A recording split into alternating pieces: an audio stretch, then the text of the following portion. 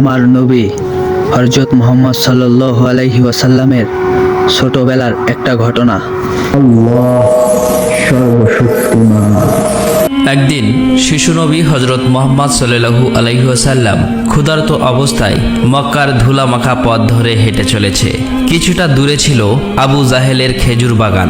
আবু জাহেল এক ইহুদি ব্যক্তিকে নিয়ে খেজুরগুলো একটি বস্তায় ভর্তি করছিল। শিশু নবী মুহাম্মদ সাল্লাল্লাহু আলাইহি ওয়াসাল্লাম তখন ক্ষুধার্ত ছিল, তাই ক্ষুধা নিবারণের জন্য দুটি খেজুরের আশায় আবু জাহেলের খেজুর বাগানের দিকে যেতে লাগলো।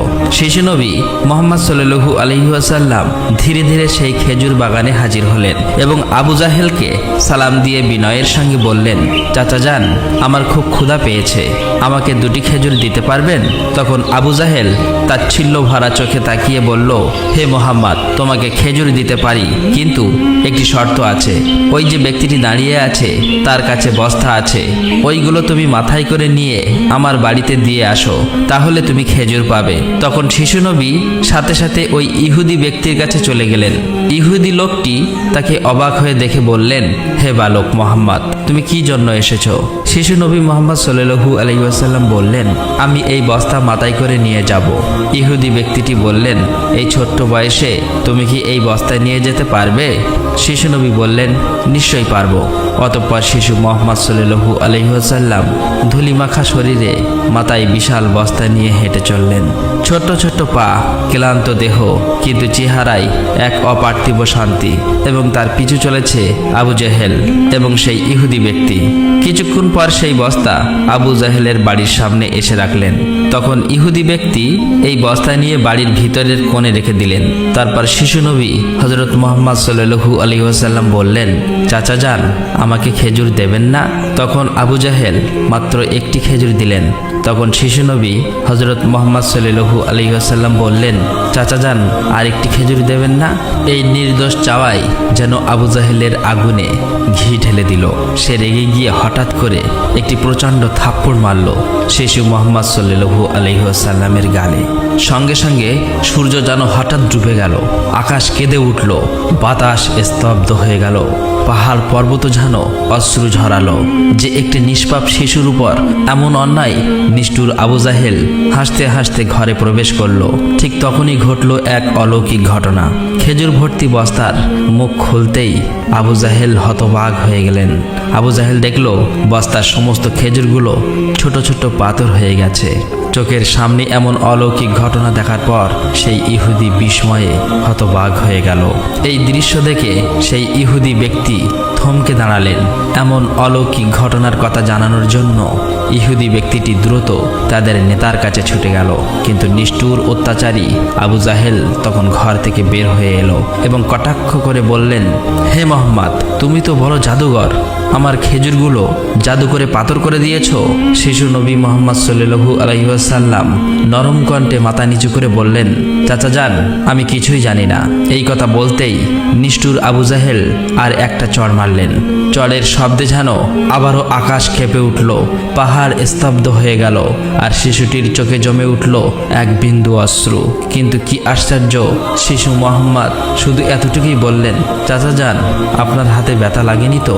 আহা, কি মমতা, কি সহমর্মিতা! নিজে চড় খেলেন, অথচ চিন্তা করলেন চড় মারা মানুষের ব্যথার কথা। অতঃপর শিশু নবী সেই ব্যথা আর অপমানের বোঝা নিয়ে বাড়ি ফিরলেন না। চুপচাপ চলে গেলেন পাহাড়ের কিনারায়, শুধু নিঃশব্দে দাঁড়িয়ে রইলেন। এই ঘটনা দেখে গাছগুলো, পাহাড়গুলো বলতে লাগলো, আহ আফসোস, যাকে না সৃষ্টি করলে এই জমিন, এই আসমান, এই পৃথিবী কিছুই সৃষ্টি হতো না। সেই মহান নবী আজ ক্ষুধার্ত, অপমানিত, অবহেলিত। কিন্তু তবুও পাষাণ্ড আবু জাহেলের হৃদয় এতটুকুও কাঁপল না, এক বিন্দু অনুতাপও তার চোখে এলো না। এদিকে সেই ইহুদি ব্যক্তিটি তাদের নেতার কাছে এসে বলল, আজ এমন এক ঘটনা দেখেছি যা কল্পনাকেও হার মানায়। আব্দুল্লাহর পুত্র শিশু মুহাম্মাদের এমন ক্ষমতা আছে যা দুনিয়ার কারণেই। তাকে একটা চড় মারলে খেজুর সব পাথর হয়ে যায়। আচ্ছা, আপনি কি বলতে পারবেন এটা কি জাদু না অলৌকিক ক্ষমতা? তখন তাদের নেতা বললেন, আমরাও শুনেছি আমাদের ধর্মগ্রন্থ নাকি মুহাম্মাদের নাম আছে, সে হবে শ্রেষ্ঠ নবী এবং শেষ নবী। তবে তিনি কি এই মুহাম্মদ, এটা জানার জন্য আমাদের ধর্মগুরুর সান্নিধ্য প্রয়োজন। যদি এটা সত্য হয় তবে তাকে আমরা বাঁচাতে দেব না, এই পৃথিবী থেকে সরিয়ে দেব। তোমরাও যাও, আমাদের ধর্মগুরুর কানে এটি পৌঁছে দাও। তখন সেই ইহুদি ব্যক্তিটি আবারও আবু জাহেলের বাড়ির দিকে রওনা হলেন। যেতে যেতে সেই খেজুর বাগানের কাছে উপস্থিত হয়ে দেখলেন সমস্ত খেজুর গাছের খেজুর নেই, সব একেবারে পাথর হয়ে গেছে। এটা দেখে সেই ইহুদি ব্যক্তিটি হতভম্ব হয়ে গেলেন। তিনি আর এক মুহূর্ত দাঁড়ালেন না, খুব দ্রুত আবু জাহেলের বাড়ির দিকে রওনা হলেন। আবু জাহেলের বাড়িতে এসে বললেন, ভাই, আপনার খেজুর বাগানের সমস্ত খেজুরগুলো তো পাথরে পরিণত হয়ে গেছে। এখন এটাকে যদি ফিরিয়ে আনতে না পারেন তাহলে অনেক টাকা ক্ষতি হয়ে যাবে।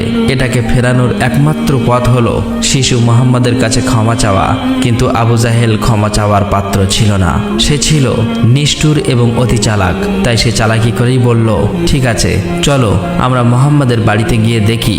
এই বলে তারা শিশু মুহাম্মদ সাল্লাল্লাহু আলাইহি ওয়াসাল্লামের বাড়ির দিকে রওনা হলেন। শিশু মুহাম্মদ সাল্লাল্লাহু আলাইহি ওয়াসাল্লাম থাকতেন চাচা আবু তালেবের সঙ্গে। চাচা আবু তালেব তখন ঘরে একা।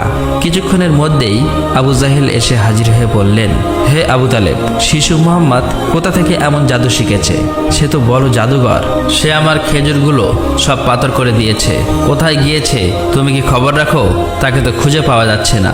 দেখো কোন পাহাড়ের কিনারায় জঙ্গলের বাঘ ভাল্লুকে খেয়ে নিয়েছে কিনা। এই কথা শোনা মাত্রই চাচা আবু তালেব আর দেরি করলেন না, শিশু নবীকে খুঁজতে বার হলেন। এদিকে শিশু নবী হযরত মুহাম্মদ সাল্লাল্লাহু আলাইহি ওয়াসাল্লাম পাহাড়ের কিনারায় বসে কাঁদছে আর বলছে, আজ যদি আমার মা বাবা বেঁচে থাকতো আমার সাথে কেউ এরূপ ব্যবহার করতে পারতো না। আমি আজ বড় একা। শিশু নবীর কান্না দেখে জঙ্গলের বাঘ ভাল্লুক হরিণ সেখানে আসলেন। সেই ব্যথায় ব্যতীত হয়ে তারাও যেন কাঁদছে আর বলছে, ইয়া রাসূলুল্লাহ, রাহমাতুল লিল আলামিন, এই চর যেন আমাদের লেগেছে। ইয়া রাসূলুল্লাহ, তুমি আর কেঁদো না, এই কান্না আমরা সহ্য করতে পারছি না। অতঃপর কিছুক্ষণের মধ্যেই চাচা আবু তালেব সেখানে হাজির হলেন। এটা দেখার পর তিনি আর কিছুই বললেন না, একেবারে অবাক হয়ে গেল। তখন চাচা আবু তালেব সান্ত্বনা দিয়ে বললেন, তোমাকে এমন কষ্ট দিল, আমি তো আছি। আমি বেঁচে থাকতে কেউ তোমাকে আঘাত করতে পারবে না। অতঃপর শিশু নবীকে নিয়ে চাচা আবু তালেব বাড়িতে চলে এলেন।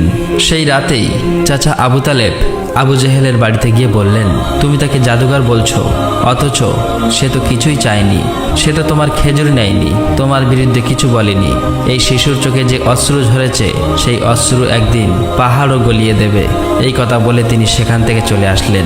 এই কথা শুনে আবু জাহেল কোনো জবাব দিল না, কারণ এই শিশুর মধ্যে এমন কিছু ছিল যা সে অনুভব করতে পারছিল কিন্তু স্বীকার করতে পারছিল না। আসলে আবু জাহেল ছিল মিথ্যাবাদী এবং অত্যাচারী। সেই রাতে মক্কার আকাশে এক উজ্জ্বল আলো দেখা গেল। সবাই ভাবল বুঝি কোনো তারা পড়েছে। ফেরেশতারা একে একে নেমে আসলো। এক ফেরেশতা আরেক ফেরেশতাকে বলল, এই শিশুর চোখে পানি দিয়ে একদিন মহা কিতাব নাজিল হবে।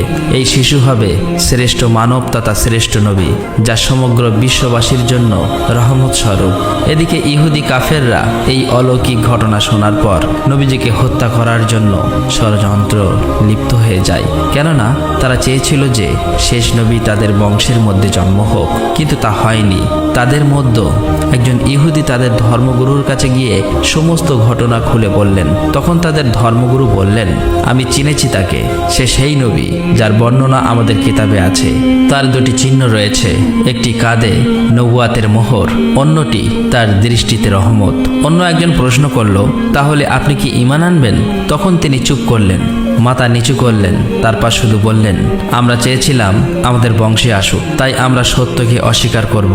অন্যদিকে প্রতি বছর চাচা আবু তালেব ব্যবসার উদ্দেশ্যে সিরিয়ায় সফর করতেন। সেদিনও চাচা আবু তালেব সিরিয়া সফরের উদ্দেশ্যে প্রস্তুত হচ্ছিলেন। ঠিক সেই সময় শিশু মুহাম্মদ সাল্লাল্লাহু আলাইহি ওয়াসাল্লাম এসে বললেন, চাচা যান, আপনার সঙ্গে আমিও সিরিয়ায় সফরে যাব। কিন্তু শিশু মুহাম্মদের কথা চাচা আবু তালেব ফেলতে পারলেন না। অতঃপর পরের দিন ব্যবসার করার উদ্দেশ্যে শিশু মোহাম্মদকে নিয়ে চাচা আবু তালেব সিরিয়া সফরের উদ্দেশ্যে রওনা হলেন। এভাবেই চলতে চলতে কয়েক মঞ্জিল পথ অতিক্রম করার পর বাণিজ্য কাফেলা শাম নামক একটি জায়গায় গিয়ে বিশ্রাম নিচ্ছিলেন। সেখান থেকে কিছুটা দূরে খ্রিস্টানদের একটি গির্জা ছিল। সেই গির্জায় খ্রিস্টানদের একজন ধর্মগুরু ছিল, যে সেই জামানার সবচেয়ে মহাপণ্ডিত ছিল। কাফেলা যখন আবারও চলতে শুরু করলো, তখন ওই খ্রিস্টানদের ধর্মগুরু লক্ষ্য করে দেখলো কাফেলার সাথে সাথে যে সোজা শিশু নবী আছে, তার ঠিক মাথার উপর একখণ্ড মেঘ আছে, তার মাথার উপর ছায়া দিতে দিতে সরে আসছে। এটা দেখে তিনি অবাক হয়ে গেলেন। খ্রিস্টান ধর্মগুরু খুব শীঘ্রই তাদের ধর্মগ্রন্থ পড়ে বুঝলেন নিশ্চয়ই কাফেলার ভিতরে আখিরি জামানার শেষ নবী রয়েছে।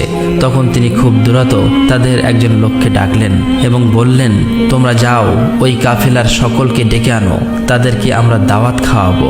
এই কথা শুনে তারা সেখানে চলে গেল এবং তাদেরকে বলল, প্রিয় ভাইরা, আমাদের ধর্মগুরু আপনাদের সকলেরই দাওয়াত করেছেন, এই দাওয়াত আপনারা কবুল করুন।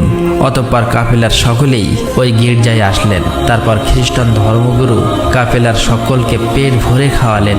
অতঃপর কিছুক্ষণ পর খ্রিস্টান ধর্মগুরু আবু তালেবকে বললেন, হে কাফেলার সর্দার, নিশ্চয়ই এই শিশুর পিতামাতা ইন্তেকাল করেছে। আবু তালেব বললেন, হ্যাঁ, আপনার অনুমান সত্য, তারা ইন্তেকাল করেছে। এখন আমি তাকে লালন পালন করি। তখন খ্রিস্টান ধর্মগুরু বলল, এ কাফেলার সর্দার, শুনে রাখো, আপনার ভাতিজা নিশ্চয়ই আল্লাহর শেষ নবী হবেন।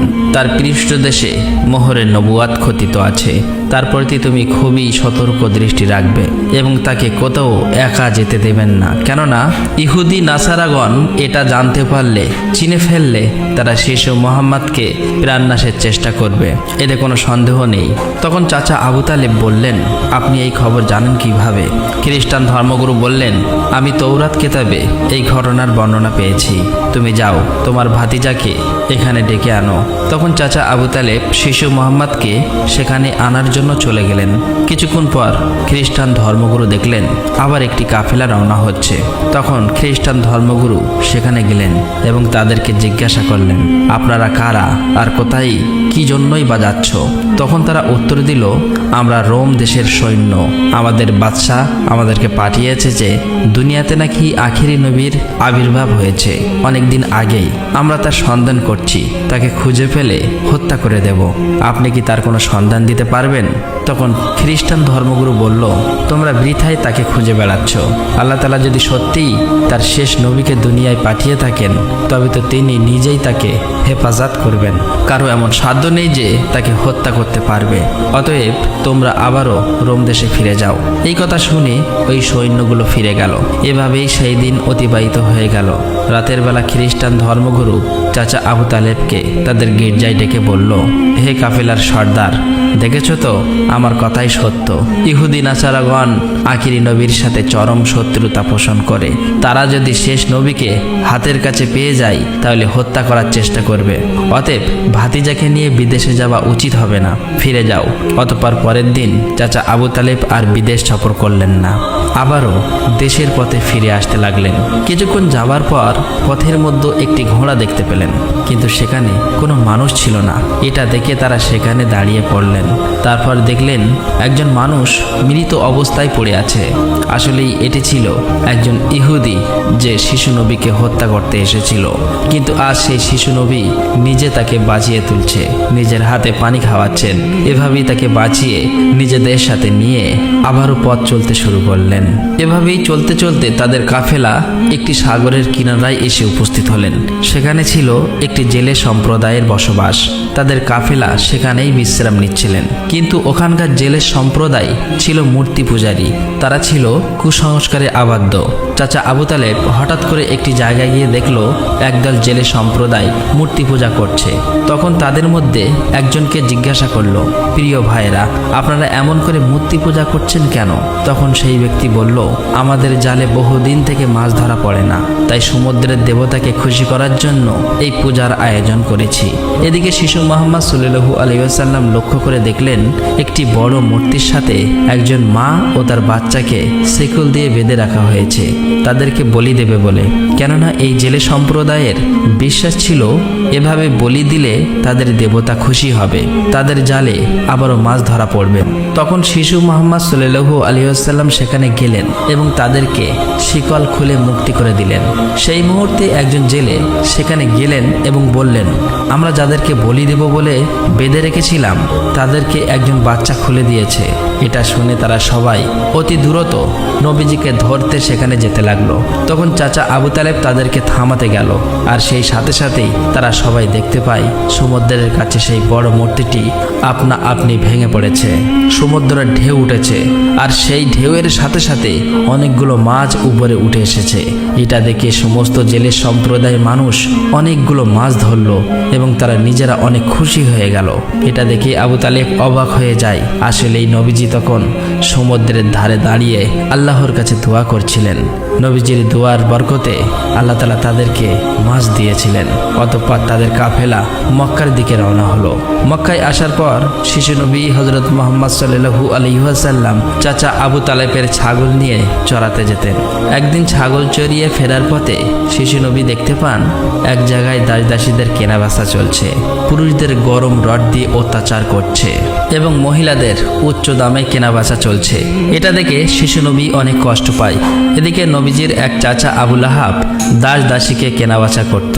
তিনি একজন দাসকে বেশি দামে বিক্রি করে দিচ্ছিলেন।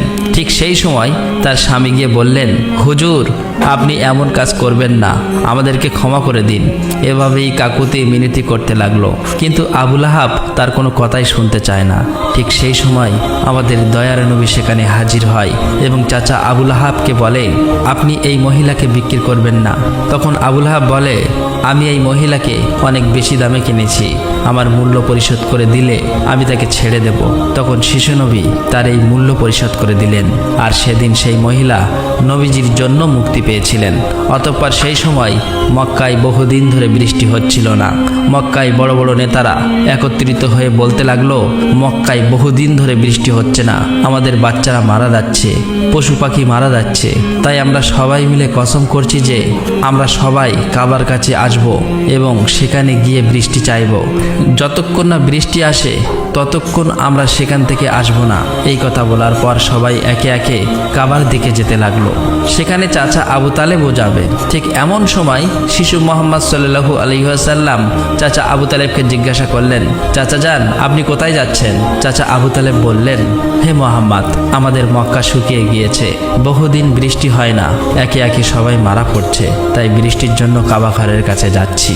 তখন শিশুনবী বললেন, চাচা যান আপনি আমাকে সাথে নিয়ে চলেন। তখন চাচা আবু তালেব বললেন, হে মুহাম্মদ, তুমি এখন ছোট্ট, সেখানে মক্কার বড় বড় নেতারা থাকবে, আমি যদি তোমাকে নিয়ে যাই তাহলে সকলেই আমাকে অপমান করবে।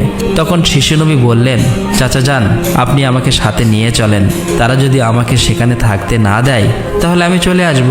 শিশুনবীর মুখে এমন কথা শোনার পর চাচা আবু তালেব তার কথা ফেলতে পারলেন না। আসলে তিনি তাকে খুবই ভালোবাসতেন, তাই তিনি তাকে নিয়ে কাবার দিকে রওনা হলেন। কিছুক্ষণ পর তারা কাবার কাছে গিয়ে হাজির হলেন। দেখলেন কাবা ঘরের কাছে মক্কার বড় বড় নেতারা হাজির হয়েছে, আশেপাশের পুরুষ মহিলা সবাই হাজির হয়েছে, কেননা তারা শপথ নিয়েছে বৃষ্টি না আসা পর্যন্ত কাবা ঘর আঁকড়ে ধরে রাখবে। মক্কার বড় বড় নেতারা বলতে লাগলো, হে আবু তালেব, তুমি কি জানো না আমরা এখানে শপথ করে এসেছি, তুমি এই শিশুটিকে কেন নিয়ে এসেছো? এখানে তো তার কোনো প্রয়োজন নেই। তখন আবু তালেব বললেন, হে মুহাম্মদ, তুমি পিছনের দিকে চলে যাও। এই কথা শুনে শিশু মুহাম্মদ পিছনের দিকে চলে গেলেন। অতঃপর মক্কার বড় বড় নেতারা একসাথে বলতে লাগলো, হে কাবা ঘরের স্রষ্টা, আমাদের পানির ব্যবস্থা করে দিন, আমরা আর পারছি না। এভাবেই বলতে বলতে সারা রাত কেটে গেল, কিন্তু একটুও বৃষ্টি হলো না। সকাল গড়িয়ে দুপুর হয়ে গেল, বৃষ্টি হলো না। এদিকে কাবা ঘরও গরম হতে শুরু করলো। এর মাঝে তিনজন গরম সহ্য করতে না পেরে গরমে অজ্ঞান হয়ে গেল। কিছু লোক তাদেরকে নিয়ে এক জায়গায় চিকিৎসার ব্যবস্থা করলেন। এদিকে একজন চাচা আবু তালেবের পিছনে আঁকড়ে ধরলেন। চাচা আবু তালেব যখন পিছনে ফিরে তাকালেন, দেখলেন শিশু মোহাম্মদ সেখানে দাঁড়িয়ে আছে। অত্যন্ত রেগে গেলেন এবং বললেন, হে মোহাম্মদ, তুমি এখানে কেন এসেছো? তখন শিশু মোহাম্মদ বললেন, চাচা যান, আমাকে আসতে দিন, আমি আসলেই মহান আল্লাহ তাআলা পানি বর্ষণ করবেন। তখন চাচা আবু তালেব বললেন, এখানে এতগুলো মক্কার বড় বড় নেতা আছে, তারা সবাই পানি চাইছে, কিছু হচ্ছে না, আর তুমি এখন এই শিশু বয়সে কি করবে? তুমি চাইলে পানি হবে? এটা সম্ভব? অতএব তুমি পিছনের দিকে চলে যাও। এই কথা শুনে শিশু নবী আবার পিছনের দিকে চলে আসলেন। এদিকে পুনরায় তারা একসাথে বলতে লাগলো, হে কাবা ঘরের স্রষ্টা, আপনি আমাদের পানির ব্যবস্থা করে দিন। কিন্তু কোনো মতেই বৃষ্টি হলো না। তখন সবাই ক্লান্ত হয়ে এক জায়গায় বিশ্রাম নিচ্ছিলেন। চাচা আবু তালেব পিছনে লক্ষ্য করে দেখলেন আবারও শিশু নবী সেখানে হাজির। তিনি অত্যন্ত রেগে গিয়ে বললেন, হে মোহাম্মদ, তুমি আবার কেন এসেছো? শিশু মোহাম্মদ বললেন, চাচা যান, আমি তো আপনার ঘাম মুছতে এসেছি। এই কথা শুনে চাচা আবু তালেব নবীজির উপর প্রচণ্ড মায়া লাগলো এবং তাকে জড়িয়ে ধরলেন। তখন শিশু মোহাম্মদ আবার বললেন, চাচা যান, আমাকে একটিবার কাবা ঘরের কাছে যেতে দিন, আমি গেলে আল্লাহ তাআলা পানি বর্ষণ করবেন। সেখানে থাকা মক্কার নেতাদের মধ্যে একজন এই কথাটি শুনতে পেল। শিশু মোহাম্মদ চিৎকার করে বলতে লাগলো, হে মক্কার মানুষেরা, চেয়ে দেখো, পানি চলে এসেছে। সেখানে থাকা সমস্ত লোকেরা অবাক হয়ে বলতে লাগলো, কোথায় পানি এসেছে? এখানে তো আমরা সবাই গর্বে মারা যাচ্ছি, আর তুমি বলছো পানি চলে এসেছে? তাদের মধ্য থেকে একজন বলল, হে মোহাম্মদ, তুমি এগিয়ে যাও। কিন্তু অন্য নেতারা বলল, আমাদের মতো বড় বড় নেতা থাকতে যদি এই শিশু মোহাম্মদ সামনে চলে যায়, তাহলে আমাদের মান সম্মান সব চলে যাবে। অতঃপর অনেক আলোচনার পর শিশু মোহাম্মদকে কাবা ঘরের সামনে যাবার অনুমতি দেওয়া হলো। শিশু মোহাম্মদ সাল্লাল্লাহু আলাইহি ওয়াসাল্লাম যখন কাবা ঘরের কাছে গিয়ে আকাশের দিকে মুখ তুললেন এবং আল্লাহর কাছে দোয়া চাইলেন, সঙ্গে সঙ্গে মক্কার বুকে মুষলধারে বৃষ্টিপাত শুরু হলো। দেখতে দেখতে মক্কার চারিদিকে বৃষ্টিতে পরিপূর্ণ হয়ে যায়। এটা দেখে মক্কার মানুষেরা খুবই খুশি হয়ে যায় এবং বৃষ্টিতে ভিজতে ভিজতে যে যার মতো তাদের বাড়ি চলে যায়। প্রিয় দর্শক, একবার ভেবে দেখুন, এই কাহিনীটি শুধু ইতিহাস নয়, এটা ভালোবাসা, কষ্টের আর তাকওয়ার এক জীবন্ত নিদর্শ। আমাদের দয়ার নবী, রহমতের নবী কতই না কষ্ট পেয়েছেন। তিনি এত কষ্ট সয়েও কাউকে অভিশাপ দেননি, শুধু দোয়া করছিলেন, হে আমার রব, আমার উম্মতকে মাফ করে দাও। তারা জানে না আমি কে। এই সেই নবী যার ভালোবাসা ছাড়া জান্নাতের দরজা খুলবে না কারো জন্য। আর আজ আমরা এই যুগের মুসলিম কতটুকু কাঁদি তার জন্য, কতটুকু ভালোবাসি তাকে, কতটুকু তার সুন্নাহ আঁকড়ে ধরেছি। একবার ভেবে দেখুন, যে নবীর কষ্টে পাহাড় কাঁদে, গাছ কাঁদে, পশু পাখি কাঁদে, আর আমরা, আমাদের চোখে জল আসে না, আমাদের হৃদয় কেন নড়ে না? প্রিয় দর্শক, আসুন আমরা সকলেই দোয়া করি, মহান আল্লাহ তাআলা যেন আমাদের সকলকে সেই দয়ার নবীর ওসিলায় মাফ করে দেন। আল্লাহ তাআলা আমাদের সকলের দোয়া কবুল করুক, আমিন। আসসালামু আলাইকুম। সর্বশক্তিমান।